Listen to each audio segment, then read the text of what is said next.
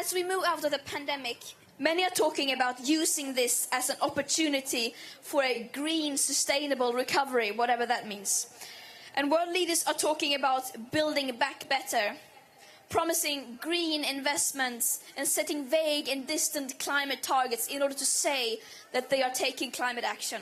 However, the fact that we are in a crisis that we cannot build, buy or invest our way out of seems to create some kind of collective mental short circuit among the people in power. And the longer they pretend that we can solve the climate crisis within today's system, the more invaluable time we will lose.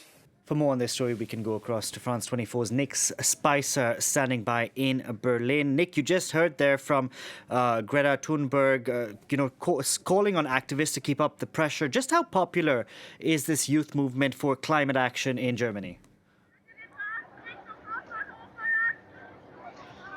Well, I wish that we had spoken about 20 minutes earlier, because there were thousands of people behind me. They were playing techno music and making all kinds of speeches. There was a giant inflatable Armin Laschet, who is Angela Merkel's successor at the head of the Christian Democratic Union. They're suggesting he's full of hot air. In fact, all of the three leading candidates are full of hot air when it comes to Germany's promises to respect the Paris Climate Accord.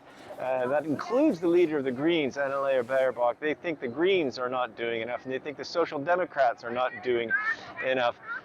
The issue of the environment has always been part of German politics. With the emergence of the Green Party in the 1980s, which became the third big party in parliament. But you remember those devastating floods in Western Germany, which killed nearly 200 people over the summer. That really put it front and center in the political debate and in this political campaign.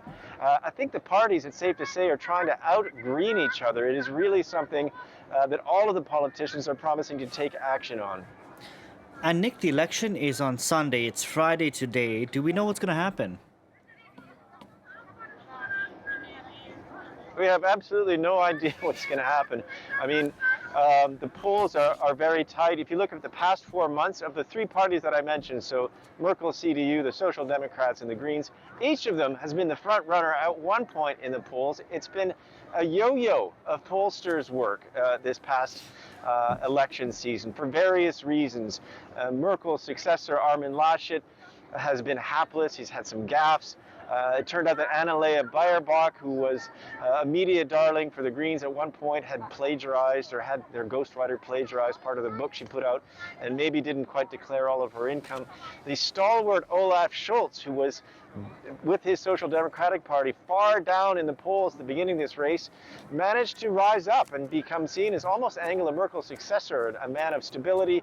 And that's why the Social Democratic Party is very slightly in the lead in the polls by 2 points. But that, if you look at the margin of error and the fact that there's a lot of postal voting now, the pollsters and the people who crunch these numbers are simply not really sure how to compute all that and what the margin of error might be. It could be up to 5 points, which means it's a horse race, pretty wide open, with the two front runners likely to be the Christian Democratic Union and the Social Democratic Party, with the Greens coming in third. And it looks like for the first time we may have a federal coalition government in Germany involving three parties.